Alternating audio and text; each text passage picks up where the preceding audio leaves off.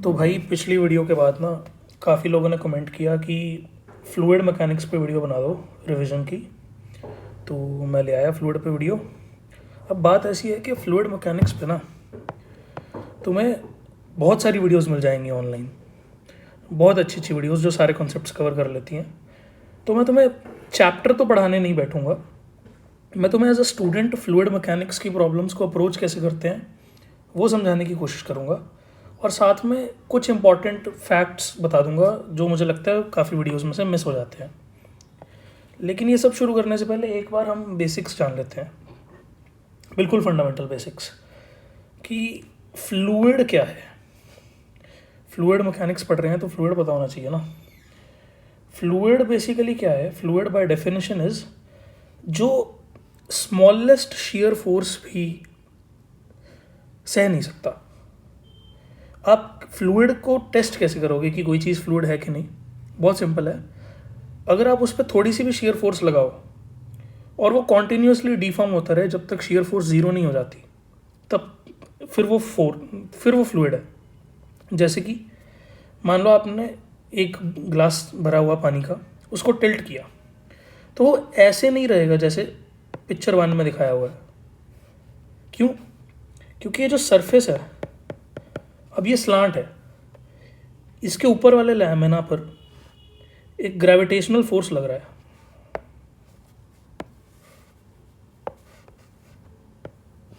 नीचे की तरफ,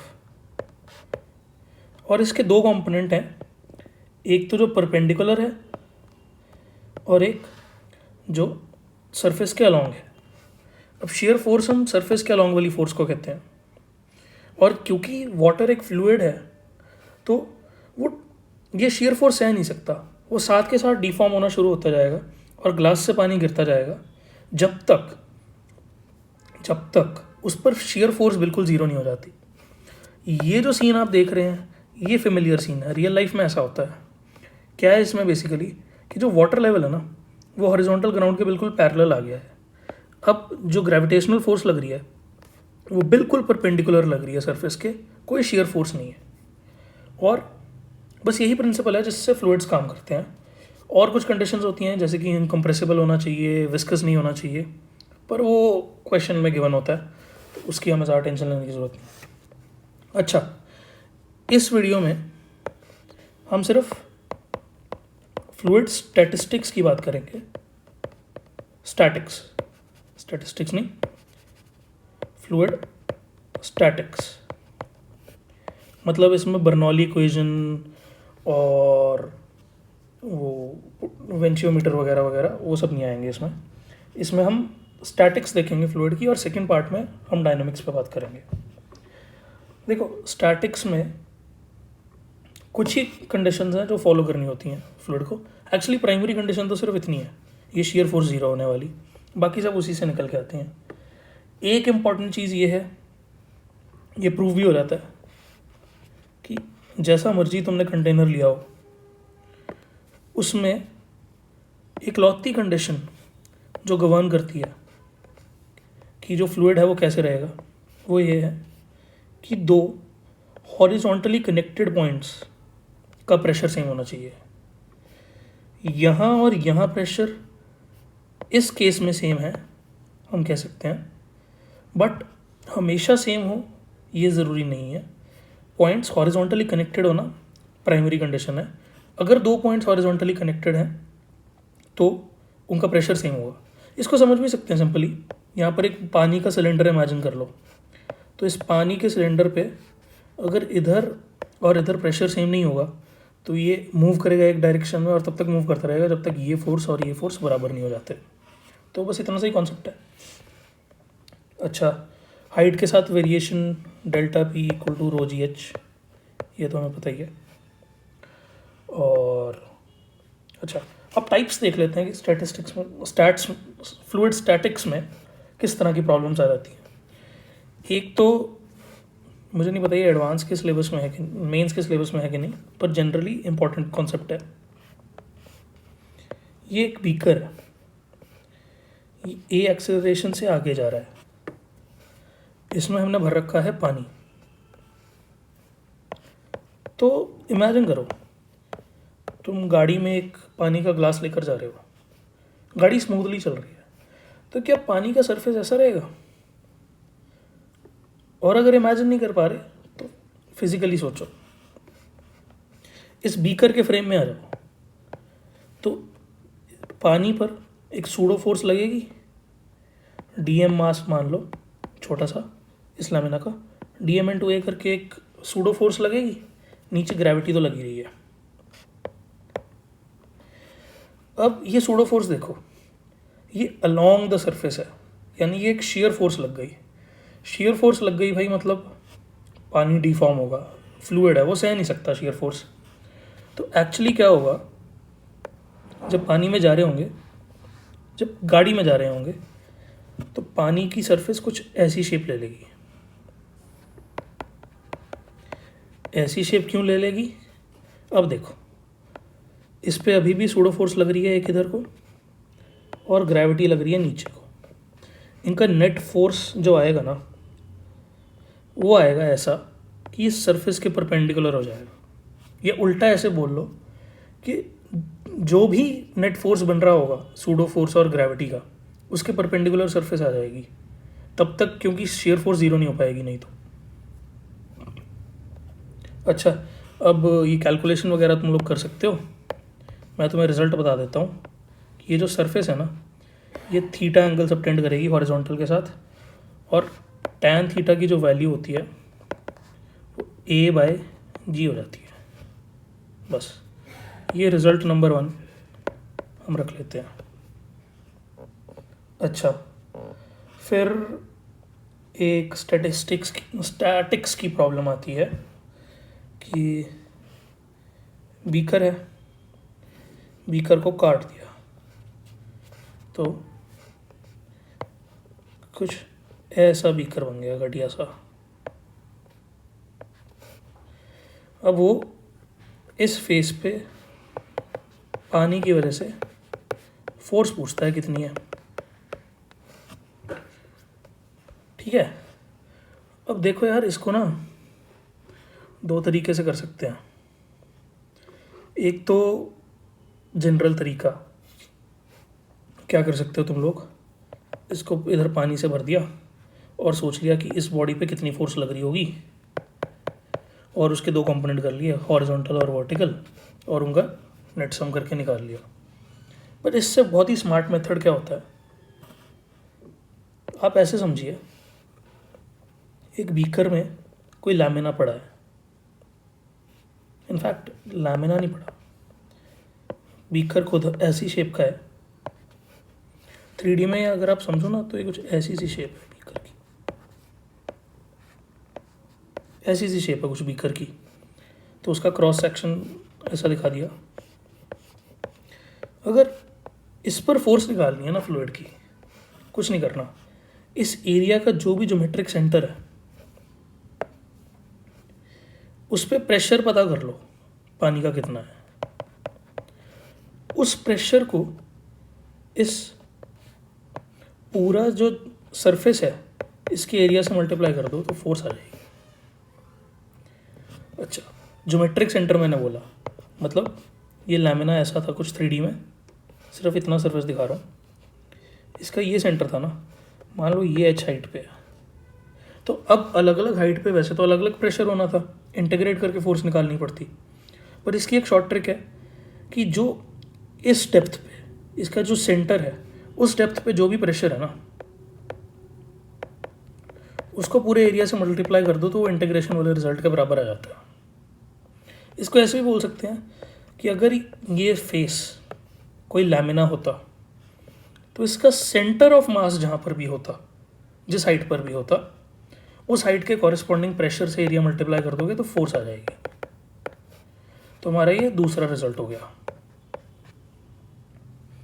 अब एक तीसरा रिजल्ट और देख लेते हैं पार्ट 1 के लिए, नहीं 2 रिजल्ट्स देखने हैं अभी। एक और तरह का क्वेश्चन आता है बॉयंट फोर्स पे। देखो यार, बॉयंट फोर्स भी काफ़ी सिंपल चीज़ है। क्या है ना, ये पानी है या कोई भी फ्लूइड है, इसके अंदर एक पानी की अलग से बॉडी इमेजिन कर लो, मतलब ये पूरा पानी ही है कॉन्टिन्यूस। इसमें मान लो कि इतना इतना पानी एक अलग बॉडी है, बाकी का बचा हुआ पानी एक अलग बॉडी है। इस पानी का कोई मास होगा और इसके सेंटर ऑफ मास से उस पर उसका वेट आ रहा होगा, है ना। अब अगर इस पर कोई भी फोर्स ना लग रही होती तो ये पानी की बॉडी को नीचे जाना चाहिए था, पर ये नहीं जाती, इक्विलिब्रियम में है। क्यों? क्योंकि फ्लूइड की प्रॉपर्टी ऐसी है कि जितना भी वेट ये पानी की बॉडी नीचे को लगा रही होगी, इसको वाटर लिख लेते हैं, mv वाटर, उतना ही और उसी पॉइंट के अबाउट बाकी का बचा हुआ पानी इस पर ऑपोजिट फोर्स लगा देगा ताकि नेट इक्विलिब्रियम आ जाए, और इसी को बॉइंट फोर्स कहते हैं। अब इसी बीकर में पूरा पानी सेम रखे, मान लो कि इतना पानी हमने निकाल दिया, इसकी जगह सेम शेप का एक पत्थर रख दिया और ये पत्थर नॉन यूनिफॉर्म है मान लो, तो इसकी जो वेट है उसका सेंटर ऑफ मास कहीं और से पास कर रहा है और इसको m' मान लो, तो ये तो इसका वेट लग रहा है। पर जो पानी है ना बचा हुआ बाकी का, इसको फ़र्क नहीं पड़ता कि यहाँ पे पानी है, पत्थर है, थर्मोकॉल है, क्या है। वो तो देखेगा ही कि इस शेप की बॉडी पड़ी है, इस पर मैंने फोर्स लगाना है, वो इसको पानी समझ के फोर्स लगाएगा। तो वो क्या देखेगा? वो देखेगा अगर इसी शेप की एक पानी की बॉडी यहाँ पर होती तो उसका सेंटर ऑफ मास यहाँ पे होता, उसका m मास होता, तो मैं इतना ही ऑपोजिट फोर्स लगा देता हूँ। तो बॉयंट फोर्स तो यही है हमेशा, चाहे पानी के केस में हो, चाहे पत्थर के केस में हो, किसी भी चीज़ के केस में हो। जो खुद का बॉडी का वेट होता है ना, वो डिसाइड करता है बाकी का मोशन उसका। तो आप समझ गए होंगे कि जो बॉयंट फोर्स है ना, वो दो चीज़ों पर डिपेंड करती है। एक तो शेप ऑफ द बॉडी, कि बाकी का पानी क्या समझेगा कि कैसी पानी की बॉडी बन रही है, और दूसरा उसका खुद का COM एंड वेट। इससे सारे बॉयंट फोर्स के तुम्हारे क्वेश्चन हो जाएंगे, ये समझ लो बस, ठीक है। और एक शॉर्ट ट्रिक और देख लेते हैं हम आखिरी, टॉर्क वाली। तुम ये ऊपर देख रहे थे ना कि ये फोर्स लगाया बीकर पे वगैरह। अब मान लो कोई तुमसे पूछ ले कि इस बीकर पे, कि इस फेस पे टॉर्क क्या है इस पोजीशन के अबाउट, कोई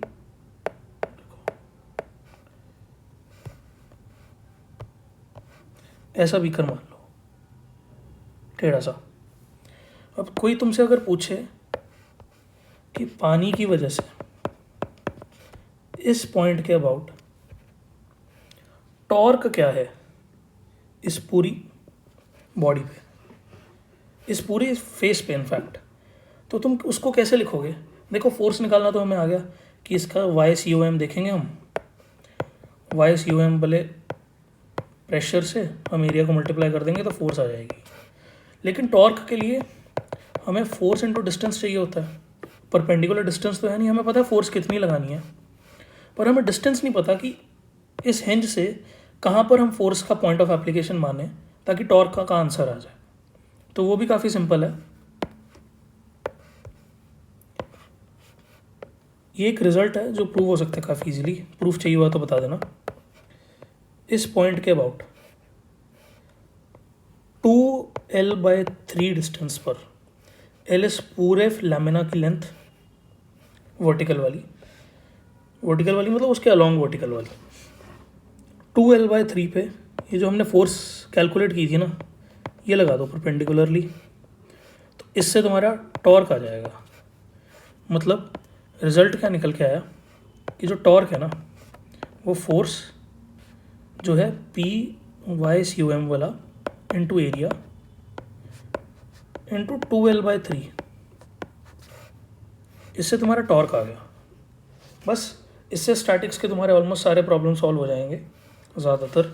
और स्टैटिक्स का भी अभी मैं सोच रहा हूँ पार्ट 2 लाऊँ कुछ एडवांस इलस्ट्रेशंस के लिए, उसके बाद हम डायनेमिक्स पे बात करेंगे, ठीक है। तो अभी इस वीडियो में हमने 3 रिजल्ट्स कवर किए। पहला, ये याद रखने वाले रिजल्ट्स हैं सारे, पेपर में डायरेक्टली यूज़ हो सकते हैं। जब एक्सेलरेट हो रहा है एक बीकर तो जो वो थीटा सबटेंड करेगा हॉरिजॉन्टल के साथ वो हो जाएगा tan of theta is equals to A/G।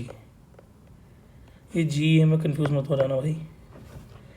दूसरा, कोई ऐसा बीकर है, इस पे फोर्स निकालनी है किसी एक फेस पे, तो उस लैमिना का सेंटर ऑफ मास देखो कहाँ पे है, उसका वाई देखो कितने डिस्टेंस पे है, तो रो जी वाई सी यू एम करो, इससे तुम्हारा प्रेशर आ गया, इनटू लिखा एरिया, इससे तुम्हारी आ गई फोर्स। और तीसरा रिजल्ट, अगर तुमसे टॉर्क पूछी है तो जो फोर्स तुमने निकाली थी उसको 2L/3 डिस्टेंस पे रख दो हिंद से, तो तुम्हारी टॉर्क आ जाएगी फोर्स इंटू 2L/3। अच्छा, एक बात दोबारा क्लियर कर लो, ये जो वाई सी ओ एम है ना, ये वर्टिकल है, कि मतलब हमने पहले उस लैमिना का सेंटर ऑफ मास निकाला, फिर देखा कि बॉडी जो पूरा भरा हुआ है पानी, उसकी सरफेस से कितनी डेप्थ पर है वो पॉइंट, और उससे प्रेशर लिखा। लेकिन ये जो 2L/3 हम देख रहे हैं ना हिंज से, ये फेस के अलॉन्ग है, ये वर्टिकल या हॉरिजॉन्टल होना ज़रूरी नहीं है, ये फेस के अलॉन्ग जाएगा नीचे तक, ऊपर से नीचे की तरफ 2L/3। अच्छा, अब अगर नीचे के अबाउट टॉर्क पूछी हो तो कुछ नहीं, पॉइंट ऑफ एप्लीकेशन तो अभी भी ऊपर से 2L/3 है, तो नीचे से L/3 हो जाएगा, नीचे से टॉर्क हो जाएगी F इंटू L/3। बस भाई, इससे तुम्हारे फ्लूइड स्टैटिक्स के कॉन्सेप्ट्स तो सारे कवर हो गए और ये रिजल्ट्स भी तुम्हें आ गए। अब कुछ बॉयंट फोर्स के अच्छे सवाल मैं अगली वीडियो में ले आऊँगा। Thank you. और अगर कोई सजेशंस हो और ऐसी और कोई वीडियो चाहिए हुई तो वो भी बता देना।